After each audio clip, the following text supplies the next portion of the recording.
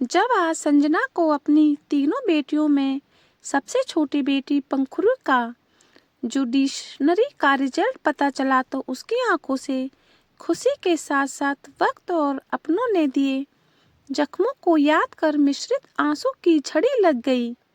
वह दौड़कर घर में बने मंदिर में सिर नवाकर ईश्वर का धन्यवाद करके रोने लगी। उसने तुरंत ही अपने पापा को फोन करा और उनकी देवती के रिजल्ट के बारे में बताया और कहा, पापा यदि आप उस दिन मुझे ना समझाते तो मैं बहुत बड़ा गुनाह करके एक बार फिर कर जाती, जिसके लिए शायद ही भगवान मुझे माफ कर पाता और मैं भी तिल तिल उसे गुनाह की अग्नि में चलती रहती। संजना याद करती है उस वक्त को जब दो बेटियों को जन्म देने के बाद उसे तीसरी बार दिन चढ़े तो किस तरह सभी ने उस बच्चे के लिंग जांच करवाने की सलाह दी। पहले तो वह नहीं मान रही थी, पर क्या करती ना ही उस समय उसकी उम्र ज्यादा थी और ना ही जिंदगी के लिए कोई अनुभव। अपनी सास और जेठानी की बातों को ही सही समझकर डॉक्टर के पास अपने बच्चे के लिंग जांच के लिए चली गई। होना तो वही था जिसका डर उसे और पूरे परिवार को था। लगभग उसे 4 महीने चढ़ चुके थे। धीरे धीरे बच्चे का विकास हो रहा था। छोटे छोटे हाथ पैर अल्ट्रासाउंड में दिखने लगे थे, मानो देखने में लगता कि कोई परी पानी में अपना जीवन तलाश कर रही हो। उसका हृदय ममता और वात्सल्य से उमड़ आया, पर कोई फायदा नहीं। घर वाले और उसके पति ने उसे समझाया कि 3 बेटियों की परवरिश, लालन पोषण और फिर उनकी शादी ब्याह इस महंगाई के जमाने में अच्छे अच्छे धन्ना सेठों के बस की बात नहीं है। हम तो फिर भी मामूली मध्यम वर्गीय परिवार से हैं, तो बेहतर यही होगा कि यदि हम उसे बच्चे की सही परवरिश ना कर सकें तो उसे इस दुनिया में ही ना आने दें। संजना बहुत टूटी रोई, पर समय की रेत के साथ साथ वो बह गई और उसकी वो नन्ही परी इस दुनिया में आने से पहले ही दुनिया से रुखसत हो गई। संजना ने जब अबॉर्शन के बाद उस बच्ची को देखा तो मानो ऐसा लगा जैसे कि किसी ने उससे उसकी आत्मा ही छीन ली। उसकी रूह कांप गई। वो बच्ची क्या थी, 4 महीने में इतना बड़ा भूर था, जैसा लगा मानो कि जैसे ईश्वर ने उसे किसी खास मकसद से भेजा हो। नर्स ने भी बताया कि बच्ची बहुत स्वस्थ थी और अबॉर्शन करने में इसलिए बहुत समय लगा। संजना महीनों इस गम से उभर नहीं पाई और अपने पति से दूर रहने लगी। बस जरूरत भर खाती और बोलती। उधर जेठानी पर 2 बेटे थे, नंदों पर भी एक एक बेटा था, तो सास चाहती थी कि उसके छोटे बेटे नवीन पर भी एक बेटा हो जो उसका वंश चलाए, उसका वारिस बन सके। संजना अब बस अपनी दोनों बेटियों को ही अपनी दुनिया मान चुकी थी, पर सास नंदी जेठानी सभी ने उसे एक बार फिर किस्मत पर भरोसा करने के लिए कहा। उसकी ननद कोई दवाई लेकर आई थी। उन्होंने कहा, भाभी इस दवाई से शर्तिये बेटा ही होता है, एक बार और अपने आप को मौका देकर देखो। संजना ने बहुत मना किया। इस पर उसकी ननद बोली, हम सबकी खातिर, भैया की खातिर और अपनी दोनों बेटियों की खातिर एक मौका और दो। बेटियों की माँ संजना खुद भी 4 बहनों में से सबसे छोटी थी, कोई भाई नहीं था, तो उसे एक बार फिर महसूस हुआ कि शायद सभी उसके भले के लिए ही कह रहे हैं, पर ईश्वर की लीला तो कुछ और थी। कोई नहीं समझ सका उसके आगे किसकी चली है। आखिर बंद कोठरी में कौन झांक सका है।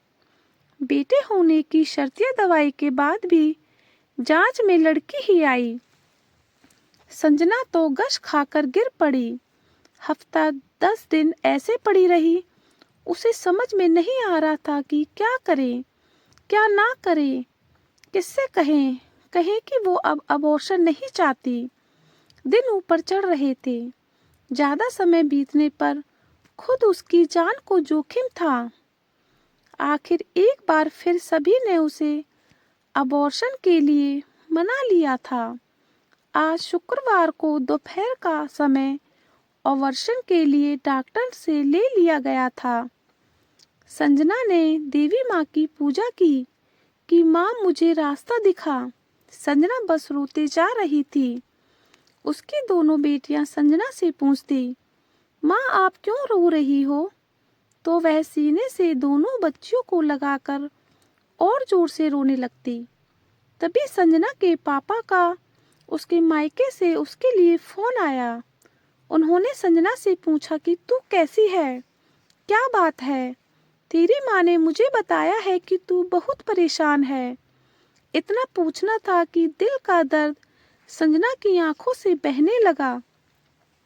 जवान लड़खड़ाने लगी, कहने लगी, पापा क्या मैं ठीक कर रही हूँ? मुझे नहीं पता, मैं बच्ची को गिराना नहीं चाहती।